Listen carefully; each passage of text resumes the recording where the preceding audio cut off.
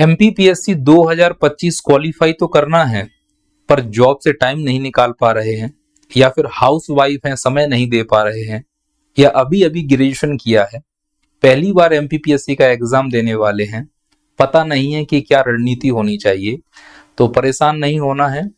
यह रणनीति का वीडियो निश्चित तौर पर आपकी नैया पार लगाएगा। अगर इससे पहले आप किसी भी कोचिंग या किसी भी टीचर की रणनीति की वीडियो देख चुके हैं, तो सभी छात्रों से इतना निवेदन करूंगा कि आप आंख बंद करके उस टीचर पर भरोसा करें, उसकी रणनीति पर भरोसा करें, क्योंकि ये बात सही है, रणनीतियां बार बार चेंज नहीं होती। लेकिन इसका दूसरा पहलू भी याद रखना कि जो व्यक्ति अपनी रणनीतियों का बार बार मूल्यांकन करता रहता है, उसे सफलता मिलने के चांस ज्यादा हो जाते हैं। बस इसी उद्देश्य से कि आप अपनी रणनीति का मूल्यांकन कर पाए, रणनीति का ये वीडियो आप तक लेकर आया हूं। देखिए, रणनीति तब सफल होती है जिस भी एग्जाम की आप तैयारी कर रहे हो, उस एग्जाम से संबंधित क्या क्या चुनौतियां हैं, उन चुनौतियों को आप पहचान पाएं। और आप में से अधिकांश बच्चे जो एमपीपीएससी 2025 टारगेट कर रहे हैं, मैं ये समझ पा रहा हूं कि आप सबकी जो कॉमन समस्या है, जो कॉमन चुनौतियां हैं, उनको अगर मैं समराइज करूं तो उसमें सिर्फ 2 ही चुनौतियां हैं जिनको मैं भली भांति फील कर पा रहा हूं कि वो आप फील कर रहे हैं, आप फेस कर रहे हैं। और वो 2 चुनौतियां कौन कौन सी हैं? सबसे बड़ी चुनौती है कि सर टाइम मैनेजमेंट कैसे करें, खासकर वो लोग जो जॉब में हैं या हाउस वाइफ हैं। और जो बच्चा अभी ग्रेजुएशन करके आया है, उसके सामने चुनौती ये है कि सर कंटेंट क्या पढ़ें और कहां से पढ़ें। ये 2 समस्याएं ऐसी हैं, अगर इनके सवालों के जवाब मिल जाए बच्चों को सही तरीके से, तो यकीन मानना उनकी रणनीति इतनी सटीक होगी कि वो अपना रास्ता भटक नहीं सकते हैं और पहली बार में ही एमपीपीएससी क्वालिफाई हो सकता है। जो भी मैं बातें बोल रहा हूं, ये सब अनुभवजन्य बातें हैं। मेरी बातें हो सकता है आपकी दिनचर्या पे फिट ना बैठें, तो जरूरी नहीं है कि मेरे द्वारा बनाई गई ये रणनीति आपको कारगर सिद्ध हो। लेकिन जहां तक मैं समझ पा रहा हूं, जो मैं ये रणनीति आपको बता रहा हूं, यह आपको लक्ष्य के समीप तक ले जाएगी, ये मुझे भरोसा है। क्योंकि रणनीतियां फिट फॉर ऑल नहीं होती हैं, सभी की अपनी अपनी समस्याएं हैं, तो सभी की अपनी अपनी रणनीतियां होती हैं। ये रणनीति एक कॉमन रणनीति है, लगभग सभी लोग इसको फॉलो करेंगे तो लक्ष्य के पास पहुंचेंगे, ऐसा मुझे यकीन है। इस पर मैं कोई अतिशयोक्ति नहीं दे रहा हूं कि ऐसा फॉलो करने से ऐसा हो जाएगा। ऐसा मुझे लग रहा है कि ऐसा करते हैं तो शायद हम लक्ष्य के समीप जल्दी पहुंच जाएंगे। आइए एक एक करके बात करते हैं। सबसे पहले, टाइम मैनेजमेंट में जो घिरे हुए हैं वो कौन लोग हैं? टाइम मैनेजमेंट को लेकर मैंने देखा है कि जो हाउस वाइफ हैं उनको बहुत समस्या है। घर के काम करने हैं, बच्चे हैं, पहले पूरे घर का काम करो, फिर जो सपना पूरा करना है उसके लिए पढ़ाई करो। अब घर के कामों से फुर्सत मिले तब तो पढ़ाई करें। और एमपीपीएससी ऐसा भी नहीं है कि 2-4 घंटे पढ़ लो और बड़ी आसानी से एग्जाम निकल जाए। और अगर 2-4 घंटे पढ़ रहे हो तो बहुत सटीक और बहुत स्मार्ट पढ़ना पड़ेगा। तो या तो आपके पास समय बहुत ज्यादा हो, या फिर आपको स्मार्ट पढ़ने का तरीका मालूम हो। तो समय तो नहीं है, स्मार्ट पढ़ने का तरीका मैं आपको सिखाऊंगा कि किस प्रकार से पढ़ाई की जाए कि कम समय में ज्यादा सिलेबस कवर किया जा सकता है। यही समस्या जॉब वालों के साथ है और यही समस्या पहली बार एमपीपीएससी दे रहे बच्चों के साथ है। अगर आप इन 3 में से कोई एक कैटेगरी में आते हैं तो यकीन मानना नैया पार इसमें पूरी तरह कुशल है और आपकी पूरी तरह से हेल्प कर सकता है। अगर आप इन 3 कैटेगरी में से कोई एक हैं और टाइम मैनेजमेंट को लेकर आप परेशान हैं, तो मेरा यह मानना है कि आप नैया पार का शक्ति बैच ज्वाइन कर लीजिए। टाइम मैनेजमेंट की समस्या मेरे ऊपर छोड़ दीजिए। जो भी अभी 100 दिन बचे हुए हैं, इन 100 दिन में कैसे मुझे आपको तैयार कराना है, इसके लिए हम लाइव क्लास आपसे इंटरेक्ट करने वाले हैं। और यह लाइव क्लास 5 नवंबर यानी कल से स्टार्ट हो रही है। जो टाइमिंग है वो है 3 PM से शाम को 7 PM। ये टाइम मैंने इसलिए ऐसा रखा है क्योंकि ये वो समय है जिसमें सभी, चाहे गृहस्थ जीवन में घरेलू महिलाएं हों या फिर बच्चे हों या फिर जॉब में लोग हों, इस टाइम पे वो अपना समय निकाल सकते हैं। इसीलिए मैंने ये समय रखा हुआ है, जिससे कि बड़ी आसानी से हमसे कनेक्ट हो पाए। साथ ही साथ इस क्लास में हम आपको पीडीएफ देंगे और इस पीडीएफ की विशेषता है कि यह हिंदी और इंग्लिश दोनों में होगी। मैं स्पष्ट कर दूं, टीचर आपको केवल हिंदी में ही पढ़ाएगा, जो इंग्लिश की टर्मिनोलॉजी है वो इंग्लिश में बोल देगा, पढ़ाएगा वो पूरा हिंदी में। तो इस प्रकार से शक्ति बैच जो 5 नवंबर से स्टार्ट हो रहा है, इसकी वैलिडिटी 8 महीने की है। अभी आप परचेज करते हो तो 1999 रुपए में एडमिशन मिल जाएगा। टाइम मैनेजमेंट की समस्या भूल जाइए। हमारा जो पूरा टीम है वो आपको इस प्रकार से तैयार करेगा कि जो 10 यूनिट आपको दी गई हैं उन 10 यूनिट में से मैक्सिमम आउटपुट कैसे निकाला जाए कम समय में, वो हम आपको बताएंगे। तो टाइम मैनेजमेंट को लेकर जो मेरी सलाह थी वो मैंने आपको बता दी। इसके अलावा यदि आप कहीं पहले से ही जुड़े हुए हैं, किसी कोचिंग का कोर्स परचेज कर चुके हैं, तो मेरी सलाह ये है कि दोबारा कहीं और इन्वेस्ट ना करें, नैया पार पे भी इन्वेस्ट ना करें। भले ही कोर्स 400 रुपए के हैं, 1000 रुपए के हैं, भले ही आपके पास ज्यादा पैसा है, आपने जहां एडमिशन लिया है उस पर भरोसा करें। यकीन मानना वो आपकी नैया पार करा देगा। 4 जगह मुंह मारने से सिलेक्शन नहीं होगा। बंदर कूद करने से अच्छा है किसी एक पर भरोसा कर लो। मध्य प्रदेश की जो भी कोचिंग एमपीपीएससी की तैयारी करा रही है, सभी योग्य हैं, कोई आपके साथ फ्रॉड नहीं करेगा, ऐसा मैं व्यक्तिगत स्तर पर ये बात बोल सकता हूं। यदि कोई आपको वो कंटेंट उपलब्ध नहीं करा पा रहा है, आपको लग रहा है कि उस गुणवत्ता पे चीजें फिसल रही हैं, तो फिर आप भले ही इधर उधर जाएं, अन्यथा आपको कहीं और जाने की जरूरत नहीं है। जहां पढ़ रहे हैं, जहां हो, जिस चीज से जुड़े हो, उन पर भरोसा करें। और यदि आपको और कहीं अच्छा कंटेंट नहीं मिल रहा है, तो फिर निश्चित तौर पर नैया पार के इस टाइम मैनेजमेंट कोर्स को खरीदिए आप। इसमें हम आपको ये सुविधा दे रहे हैं कि यदि आपको ये कोर्स पसंद नहीं आता है, तो 7 दिन के अंदर पैसा रिफंड होगा। मान लो कि कोर्स सर हमें अच्छा नहीं लग रहा है, हमें पढ़ने में मजा नहीं आ रहा है, कोई टीचर ज्यादा इंटरेक्शन नहीं कर पा रहा है, आपने जैसा वादा किया वैसा नहीं है इसमें, तो यकीन मानना हम बिना किसी सवाल जवाब के आपके जो पैसे 2000 रुपए या 1999 रुपए जो भी होगा, वो बिना सवाल जवाब के आपको वापस कर देंगे। लेकिन शर्त यह है कि 7 दिन के अंदर, 7 दिन के बाद रिफंड पॉलिसी काम नहीं करेगी। अब दूसरे पहलू पे आते हैं, तो सर कंटेंट के लिए क्या करना है। देखिए, टाइम मैनेजमेंट पर अभी हम डिटेल में बात करेंगे। कंटेंट में ये प्रश्न है कि सर बुक से पढ़ें कि नोट से पढ़ें या एनसीईआरटी पढ़ें, हम इस पर भी अभी बात करेंगे लास्ट में। आइए पहले टाइम मैनेजमेंट के कॉन्सेप्ट को समझते हैं। टाइम मैनेजमेंट में जो मैं क्लास करवाने वाला हूं, जो नैया पार टीम काम करने वाली है, और जो आपको करना है, वो एक फॉर्मूले पे काम करती है। वो फॉर्मूला है यूएनआर। यूएनआर का मतलब है, यू माने अंडरस्टैंडिंग, एन का मतलब नोट्स और आर का मतलब रिवीजन।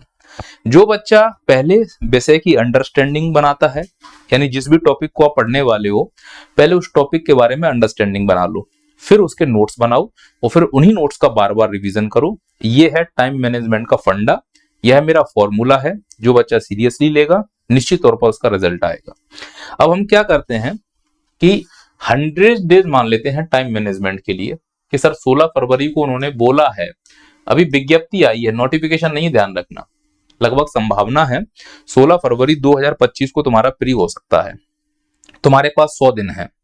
अब इन 100 दिन को कैसे यूटिलाइज करें कि हमारा प्री 100% निकल जाए और साथ ही साथ मेंस की भी कुछ तैयारी हो जाए, क्योंकि प्री निकलने के बाद 6 पेपर जो मेंस के हैं वो तुम 3 महीने में कंप्लीट नहीं कर पाओगे, 3 महीने से कम ही समय मिलेगा। तो रणनीति ऐसी बनाएं, टाइम मैनेजमेंट ऐसे करें कि प्री के साथ मेंस भी तैयार हो जाए और पढ़ाई प्री की करें, तैयारी मेंस की होती रहे। इससे 2 गेम करेंगे हम लोग। इसके लिए जो तुम्हें काम करना है, वो मेरे 2 आदर्श वाक्य याद रखना। पहला है देखो और दूसरा है सुनो। यह उन लोगों के लिए है जो गृहस्थ जीवन में है, घरेलू महिलाएं हैं या जॉब कर रहे हैं। आप लोगों को ये 2 फंडों पे काम करना है, देखो और सुनो। देखो का क्या मतलब है, मान लो कोई घरेलू महिला घर में काम कर रही है, अब उसे किचन में 2 से 4 घंटे बिताना पड़ता है, दिन का पूरा मिला लो, चाय बनाना है, कॉफी बनाना है, खाना बनाना है, बर्तन धोना है, यही एक है जिसमें सबसे ज्यादा समय हमारा बर्बाद होता है। तो इसका तरीका क्या है, सपोज करो कि आपने कोई एक नैया पार के नोट से, मान लो कि आपने चंबल नदी पढ़ी, उस चंबल नदी को आपने जो पढ़ा है उसकी आप फोटो खींच लो, और घर में कोई छोटा बच्चा होगा उससे कहो इसकी फोटो कॉपी निकाल के लाओ, या फिर जो पढ़ते हो उसके लिखे हुए नोट्स बना लो और उन नोट्स को जहां पे आप काम कर रहे हो सामने चिपका लो, और वो फैक्ट लिखना जो फैक्ट आप भूल रहे हो, या फिर उन फैक्ट पे अंडरलाइन कर लो जिन्हें आप याद नहीं कर पाते हो। काम भी करते रहो, दूसरों की बातें सोचने से अच्छा है सामने जो चस्पा किया हुआ है तुमने डॉक्यूमेंट्स, उसी को बार बार रिवाइज करो। समझ सपोर्ट करो कि हम ऐसी जगह बैठे हैं, जॉब में बैठे हैं, फील्ड वर्क कर रहे हैं, वहां पे कुछ नहीं चिपका सकते, जिसे मैं बोलता हूं चस्पा पद्धति, चिपका डालो। तो सर हम चिपकाने की स्थिति में नहीं है, हम तो फील्ड वर्क कर रहे हैं, या फिर हमें बॉस देख लेगा, तो क्या करें, तो फिर वॉइस रिकॉर्डर का इस्तेमाल करो। जो भी तुम पढ़ते हो, मोबाइल का वॉइस रिकॉर्डर चालू करके, सपोज करो चंबल नदी पढ़ रहे हो, तो चंबल नदी को बड़ी ही आसानी से और धीरे धीरे स्लोली बोलना है। चंबल नदी का उद्गम इस स्थान से होता है, चंबल नदी की लंबाई ये है, चंबल नदी की ये सहायक नदियां हैं। इस प्रकार से वॉइस रिकॉर्डर में अच्छे से बोल लो और उसको फोल्डर का नाम दे दो चंबल नदी। अब तुम जॉब पे चले जाओ, रास्ते में जा रहे हो ना, बाइक से जा रहे हो, कार से जा रहे हो, बस से जा रहे हो, ट्रेन से जा रहे हो, हेडफोन लगा लो और उसी चीज को बार बार रिवाइज करो। ज्यादा सुनोगे, ज्यादा देखोगे तो तुम्हारा कम समय में कंटेंट ज्यादा तैयार होगा। पर ये करने वाले बच्चे करते हैं, उनको रिजल्ट भी मिलता है। तो जहां आप काम कर रहे हो अगर वहां फोन अलाउ नहीं है तो मेरा निवेदन है, वहां फोन अलाउ नहीं है तो फिर वहां पे फोन का प्रयोग ना करें। अगर फोन अलाउ है, समय निकाल पा रहे हो तो इस प्रकार से सुनने पर ज्यादा ध्यान दें। सुनने से चीजें बहुत लंबे समय तक याद रहती हैं। और घरेलू महिलाएं दोनों का इस्तेमाल कर सकती हैं, चस्पा पद्धति और वॉइस रिकॉर्डर। जब भी समय मिले, झाड़ू कर रहे हैं, पोछा कर रहे हैं, हेडफोन लगा लो। घर में काय काय हो रही है, हेडफोन लगा के उस काय काय को ना सुनते हुए अपनी आवाज के वॉइस रिकॉर्डर को सुने। इससे कम समय में आपका सिलेबस ज्यादा कंप्लीट होगा। तो ये जो मैंने टाइम मैनेजमेंट में आपको ये तो गुरु मंत्र दिया है, देखो और सुनो, ये फॉर्मूला है अंडरस्टैंडिंग, नोट्स और रिवीजन। अब कैसे करना है, इस 100 डेज को हमने 3 कैटेगरी के क्वेश्चंस में तोड़ लिया। कुछ यूनिट ऐसी हैं जिसमें समय कम लगता है लेकिन परिणाम बहुत अच्छे आते हैं, यानी जल्दी कवर हो जाएंगी और प्रश्न भी ज्यादा आएंगे। दूसरा है समय भी ज्यादा लगता है, परिणाम भी अच्छा आता है। और तीसरी कैटेगरी की यूनिट है समय बहुत लेती हैं लेकिन परिणाम बहुत कम हो जाते हैं, मतलब इतनी कठिन है कि इनके प्रश्नों की अनसर्टेनिटी आप समझ नहीं पाएंगे। कहां से प्रश्न आएगा कोई जवाब नहीं दे सकता इसका। तो ये जो यूनिट है 2004, 5 और 10, ये यूनिट सर्टेन है, यानी अगर इनसे 40 क्वेश्चन आते हैं तो तुम 38 या 36 क्वेश्चन को अनुमान लगा सकते हो कि कहां से आएंगे। इसमें से अगर 30 क्वेश्चन आते हैं तो 25 क्वेश्चनों का अनुमान लगाया जा सकता है। इसमें से अगर 30 क्वेश्चन आते हैं तो 18 से 15 क्वेश्चनों का ही अनुमान लगा सकते हैं आप, कहां से आएंगे कोई प्रेडिक्ट नहीं कर सकता। इसका मतलब अगर इन यूनिट से इन यूनिट की तरफ जाएं तो अनसर्टेनिटी बढ़ती जाती है, रिस्क ज्यादा है। तो अगर आपको पढ़ने पर ध्यान लगाना है तो पहले यूनिट 2 जिसमें कि मध्य प्रदेश का इतिहास, यूनिट 4 मध्य प्रदेश का भूगोल, यूनिट 5 और यूनिट 10 जनजातियां, पहले इनको रट्टा लगा लो। यानी ये वो यूनिट है जिनमें अगर 10 प्रश्न आते हैं तो 9 आप बना दोगे। सरल है, इनका कंटेंट बड़ी आसानी से मिल जाएगा। और मैं कहूंगा कि इसके लिए केवल आप अभी यूज करें परीक्षा धाम। परीक्षा धाम पहले कंप्लीट कर लेंगे तो यूनिट 2, 4 और 5 बड़ी आसानी से कंप्लीट हो जाएगी, कहीं कोई लोड होने वाला नहीं है। और यूनिट 10 के लिए नैया पार के आप नोट्स ले लो, पर्याप्त से ज्यादा है, बिल्कुल शॉर्ट और सिनॉप्सिस। नैया पार के नोट्स तो इसीलिए जाने जाते हैं, शॉर्ट्स और सिनॉप्सिस स्वीट होते हैं, एकदम फालतू की बकवास नहीं, टू द पॉइंट। हमारा टैग लाइन ही है टू द पॉइंट। फिर उससे ये वाली तरफ जाते हैं, इसमें समय बहुत लगेगा, परिणाम भी बहुत अच्छे आएंगे। इसमें क्या है, भारत का इतिहास, भारत का भूगोल और अर्थव्यवस्था। एक प्रकार से ये बेस है। जो बच्चा इनको अच्छे से कंप्लीट कर लेता है उनका मेंस भी कंप्लीट हो जाएगा। तो इनको ऐसे पढ़ो कि इनसे 2 मार्कर्स निकल आए मेंस के लिए। मेरी बात समझ रहे हो? नोट्स जो बनाओ उनको फैक्ट ऐसे लिखो कि 2 मार्कर्स भी निकल आए। इनमें मेहनत बहुत लगेगी, कॉन्सेप्ट्स हैं, और ये जो है ये क्लास में आप बहुत अच्छे सीखोगे। और नैया पार पे ज्योग्राफी और नैया पार की इकोनॉमिक्स आप लोगों ने कंटेंट देखा है, निश्चित तौर पर आप लोगों का बेस मजबूत होता है। और आप लोगों ने जो फीडबैक दिया है उससे मुझे भी भरोसा है कि हम सही दिशा में काम कर रहे हैं। तो यदि आपकी ज्योग्राफी कमजोर है, इकोनॉमिक्स कमजोर है, तो नैया पार का जो शक्ति बैच मैंने आपको बताया है, यह शक्ति बैच परचेज कर लीजिए। इस शक्ति बैच में आपका जो बेस है वो बहुत शानदार हो जाएगा। ऐसा कवर होगा कि टाइम मैनेजमेंट भी हो जाएगा, कॉन्सेप्ट भी बन जाएंगे। फैक्ट तो खैर आपको इतने मिलेंगे कि आप कंफ्यूज हो जाएंगे, कौन सा याद करें कौन सा भूलें। फिर आते हैं समय ज्यादा लगता है परिणाम कम आते हैं। इसमें यूनिट 7 है, यूनिट 8 है, यूनिट 9 है। ये क्या है कि जो नॉन साइंस वाले हैं, जिनका साइंस बैकग्राउंड नहीं है, उनके लिए बड़ा टफ हो जाता है। और जो साइंस से हैं वो भी बड़े टफ हो जाते हैं। 2-4 क्वेश्चन तो ऐसे ही हैं जो पता नहीं कहां से पूछ लेंगे, हो सकता है इंजीनियरिंग की किताब उठाकर पूछ लें। इसीलिए इन यूनिट्स में हम कोशिश ये करेंगे कि अगर 30 क्वेश्चन आते हैं तो लगभग हम 20 क्वेश्चन अटेम्प्ट कर लें। इतनी मेहनत अगर हम अपने दिमाग में सोच के रखते हैं तो निश्चित तौर पर हमारा समय बचेगा और हम बहुत अच्छे से कंटेंट प्रिपेयर कर पाएंगे। मैं गारंटी लेता हूं यूनिट 9 और यूनिट 7 की। हमारे पास जो टीचर हैं वो इतने परफेक्ट हैं कि लगभग वो आपको इस यूनिट में नैया पार करा देंगे। यूनिट 8 में करंट अफेयर्स हैं, इसके लिए हमारी क्लासेस यूट्यूब पर फ्री रहेंगी, कंटेंट भी मिलेगा, लेकिन इसके लिए बोलूंगा एग्जाम पीडीएफ पढ़ लीजिए, पर्याप्त है।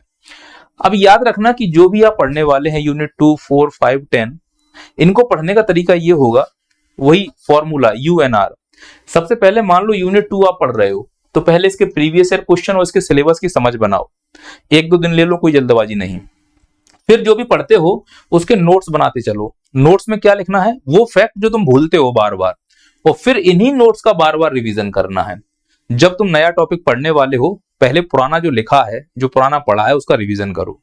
जो बच्चा ये पद्धति अपनाएगा, निश्चित तौर पर पहली बार में उसका सिलेक्शन होगा, और हर बार आपको यही पैटर्न अपनाना है। मैं उम्मीद करता हूं कि आप मेरी बात को समझ पाए होंगे। अब 100 डेज को आप कैसे तोड़ सकते हो, इसके लिए नैया पार पे 10 नवंबर से एक कोर्स शुरू हो रहा है जिसे मेंटरशिप प्रोग्राम कहते हैं। उसमें केवल 200 बच्चे ही आने वाले हैं। उस 200 बच्चों को मैं आपको टाइम टू टाइम सिलेबस में होमवर्क दूंगा। जैसे 5 से 10 नवंबर के बीच में आपको होमवर्क दिया जाएगा। इसमें मैं ये आपसे बोलता हूं कि आप सिलेबस और प्रीवियस ईयर क्वेश्चन पढ़ लें। फिर 10 नवंबर के बाद यानी 11 नवंबर से 5 दिसंबर का एक 25 दिन का कार्यक्रम होगा। उसके बाद 6 से 9 दिसंबर का कार्यक्रम होगा, 10 से 2 जनवरी का कार्यक्रम होगा, 3 से 8 जनवरी का कार्यक्रम होगा, 9 से 21 जनवरी, 29 जनवरी और 30 जनवरी से 5 फरवरी, और फिर फाइनल रिवीजन हम लोग कराएंगे। और इसमें हम आपके कई सारे टेस्ट लेंगे और आपको कई सारे होमवर्क देंगे। इस मेंटरशिप प्रोग्राम से जुड़ने के लिए नैया पार के एप्लीकेशन पर आप जा सकते हैं। यह मेंटरशिप प्रोग्राम 10 नवंबर से स्टार्ट होगा और इसमें केवल हम 200 लोगों को ही एडमिशन देंगे। व्हाट्सएप ग्रुप के जरिए हम लोग कंटेंट रिवाइज कराएंगे, होमवर्क देंगे और हफ्ते में एक बार टेस्ट लिया करेंगे और उसकी रैंकिंग आपको बताएंगे। इस प्रोग्राम के बारे में एक अलग से वीडियो आएगा, अभी आप इसके बारे में सोचकर परेशान नहीं होना है। फिलहाल आप ये समझिए कि टाइम मैनेजमेंट को लेकर जो मैंने आपको बातें बताई हैं उसको इस प्रकार से याद रखना है कि UNR फॉर्मूला देखो, सुनो ये बात, और जिसमें समय कम परिणाम ज्यादा, पहले ये यूनिट कंप्लीट कर लो। समय ज्यादा है परिणाम ज्यादा है, फिर ये यूनिट कर लो। इसको ज्यादा लेकर परेशान नहीं होना है। हालांकि ये नंबर गेनिंग यूनिट्स होती हैं, पर इसमें जो प्रश्न है अगर किसी से नहीं बने तो तुमसे भी नहीं बनेंगे, या तुमसे नहीं बने तो किसी से नहीं बनेंगे। यहाँ रिस्क नहीं ले सकते। इनके प्रश्न लगभग सभी से बनेंगे, इनके भी प्रश्न लगभग सभी से बनेंगे। यहाँ पर रिस्क लिया जा सकता है, जब सब ले रहे हैं तो आप भी रिस्क लो। क्लियर है? यहां तक किसी को कोई डाउट है क्या? नहीं। अब आते हैं दूसरे वाले मॉडल पर कि सर समय मैनेजमेंट तो आपने सिखा दिया, बाकी जो कमी रह रही है वो मेंटरशिप प्रोग्राम में पूरी हो जाएगी। मेंटरशिप प्रोग्राम का वीडियो अलग से आएगा। अब आते हैं कंटेंट को लेकर। सर कंटेंट के लिए क्या फॉर्मूला बताना चाह रहे हो? देखो, कंटेंट के लिए जो मैं फॉर्मूला बताना चाह रहा हूं वो है 60-20-20, यानी 60:20:20। ये है 60 क्वेश्चंस, 20 क्वेश्चंस और 20 क्वेश्चंस। मैं मानता हूं कि 80 प्लस कट ऑफ जाएगा, चलो इससे कम हम सोच भी नहीं रहे हैं। तो हम क्या करें, हम एक ऐसी स्ट्रेटजी बनाते हैं जिसमें 60 क्वेश्चन बड़ी आसानी से कंप्लीट हो जाए, फिर 20 क्वेश्चन जो सबसे बनते हैं और 20 क्वेश्चन जो सिर्फ ज्ञान चंदों से ही बनते हैं। इन्हें बने ना बने इनसे हमारे सिलेक्शन पर कोई प्रभाव नहीं पड़ता। कुल मिला के ये 20 और ये 60 यही हमारे सिलेक्शन को प्रभावित करते हैं। याद रखना कि यदि आप पहले अपने सिलेबस के 60% को कवर करना चाहते हैं तो बहुत मोटी मोटी किताबें नहीं पढ़नी, बहुत किसी कोचिंग के नोट्स को फॉलो नहीं करना। हाँ, तुमको अगर कंटेंट कलेक्टर बनना है, अंबार लगा लो, मैं मना नहीं करूंगा। मेरी सलाह ये है कि सबसे पहले आप ल्यूसेंट को कवर कर डालें। जो नीले रंग की जीके की ल्यूसेंट बुक आती है, आप में से अधिकांश लोगों ने पढ़ी नहीं है तो उसके बारे में कुछ नकारात्मक मत बोलिए। मुझे भरोसा है कि ल्यूसेंट से बाहर सिलेबस नहीं जा सकता एमपीपीएससी का। याद रखना है, पूरा ल्यूसेंट नहीं पढ़ना है। पहले ल्यूसेंट रखो सामने, फिर एमपीपीएससी का सिलेबस देखो। एमपीपीएससी के सिलेबस में जो टॉपिक नहीं है, ल्यूसेंट का टॉपिक मत पढ़ो। और एमपीपीएससी में जो सिलेबस में दिया गया है, जैसे भारत की नदियां, ल्यूसेंट से पढ़ डालो। फिर ये देखो कि उससे प्रश्न बन रहा है कि नहीं बन रहा है। अगर तुमसे नहीं बना तो किसी से नहीं बनेगा। 50 किताब पढ़ने से अच्छा है एक किताब को 50 बार पढ़ डालो। दूसरा है परीक्षा धाम। परीक्षा धाम की एमपी जीके को आप चार्ट डालिए। अगर एमपी में 40 क्वेश्चन आते हैं तो परीक्षा धाम से 34 से 35 क्वेश्चन बड़े आराम से फंस जाएंगे। और फिर एक है एग्जामपीडिया, ये करंट अफेयर्स के लिए। तो आपके टेबल पर अगर ये 3 किताबें हैं तो यकीन मानिए कि लगभग 60 से 65% आपने एमपीपीएससी का सिलेबस कवर कर लिया। सिर्फ इन 3 किताबों को रट्टा लगाना है। कितना मुश्किल है आपके लिए? जिनके पास समय कम है, जो जॉब में है, घरेलू महिलाएं हैं, या तो वो नैया पार के कोर्स को ज्वाइन कर लें जिससे कि आपका टाइम मैनेजमेंट हो पाए, या फिर अगर कोर्स ज्वाइन करने का समय नहीं है तो केवल इन 3 किताबों को पढ़कर चले जाइए। आप एमपीपीएससी का एग्जाम देने के लिए आपके नंबर अच्छे आ सकते हैं। फिर इसके अलावा जो दूसरा है वो है 20% के लिए मेहनत। इसमें क्या करना है, प्रीवियस ईयर क्वेश्चंस सभी यूनिट के एमसीक्यू सभी यूनिट के, मार्केट की जो टेस्ट सीरीज चल रही है सबको लगा डालो, और अदर स्टेट के जो एग्जाम हुए उनके क्वेश्चन लगा डालो। अब याद रखना जो यूनिट नई जुड़ी है, जैसे यूनिट 10 जनजाति वाली, इसका एक अलग से पढ़ डालना, या फिर मैं कह तो रहा हूं कि एमसीक्यू लगा डालो जनजाति वाले सभी यूनिट के, घटना चक्र लगा डालो, हिस्ट्री का, भूगोल का। इस जितने ज्यादा एमसीक्यू लगाओगे एमपीपीएससी उतने ज्यादा रिपीटेड करती है क्वेश्चंस। तो 60 और 20 तुमने तैयार कर लिए, 80 क्वेश्चन तुम्हारे वैसे ही हो गए। अब बचे 20 क्वेश्चन, इसमें तुक्का लगाना है, जय माता दी जो भी लगा के चले आओ, 2-4 प्लस हो जाएगा तो 82 तो अपने आप आ जाएंगे। ये मैंने 4 किताबों का आपका जिक्र किया है कि अगर आप इतना करते हो, परेशान होने की जरूरत नहीं, तो प्री आराम से निकल जाएगा। लेकिन कुछ ऐसे हैं जो भटकते हैं आत्माओं की तरह, नहीं हमें ये 20 क्वेश्चन भी हल करने हैं, तो आप यूट्यूब फॉलो करके टाइम बर्बाद कीजिए, एप्लीकेशन पर क्लासेस देखकर टाइम बर्बाद कीजिए। मैं तो स्पष्ट कह रहा हूं कि यदि आपको ज्ञानी बनना है तो ही किसी एप्लीकेशन पर कोर्स खरीदें, चाहे वो नैया पार का ही क्यों ना हो। यदि आपको एमपीपीएससी प्री क्वालिफाई करना है, इतना काम कर लीजिए, इससे ज्यादा तुम्हें जरूरत नहीं है, एमपीपीएससी प्री क्वालिफाई हो जाएगा। या फिर मोटी मोटी किताबें, किसी कोचिंग के नोट्स की रद्दी का ढेर लगा लीजिए, या फिर कोई ज्ञानचंद है उसको चाय पर बुलाइए, उससे भेंट कीजिए। ज्ञानचंद्र वो होते हैं ना जो फालतू के प्रश्न पूछते हैं कि बताओ हिमालय की जो ऊंचाई है, वो हिमालय की ऊंचाई प्रति साल कितने इंच बढ़ रही है। इस प्रकार के जो फालतू के प्रश्न है, अरे भाई फालतू के प्रश्न है उनको छोड़ दीजिए। आप तो ये बताओ कितने क्वेश्चन है तुम्हारे पास, 100। इन 100 में से कितने क्वेश्चन तुमको बनाने हैं, 80। कितने छोड़ के आने हैं, 20। अगर ये 20 नहीं भी बनते हैं फिर भी कट ऑफ क्लियर हो रहा है ना। तो ऐसे फालतू प्रश्नों के पीछे क्यों भागना चाह रहे हो तुम, ये बताओ। मत भागो, मैं तो ये सलाह दूंगा भैया। बाकी आपकी जो मर्जी, जो आप लोग सोचें, और कोई सलाह मशवरा हो, बस मैं तो इतनी सलाह दूंगा, अपनी टेबल पर कॉपी किताबें कम रखिए, ल्यूसेंट रखो, परीक्षा दाम रखो, एग्जाम पीडीएफ रखो, प्रीवियस ईयर क्वेश्चंस रखो, सिलेबस रखो। कोई माइकलाल तुम्हारा प्री नहीं रोक सकता। यूनिट 10 अलग से कर लेना बस।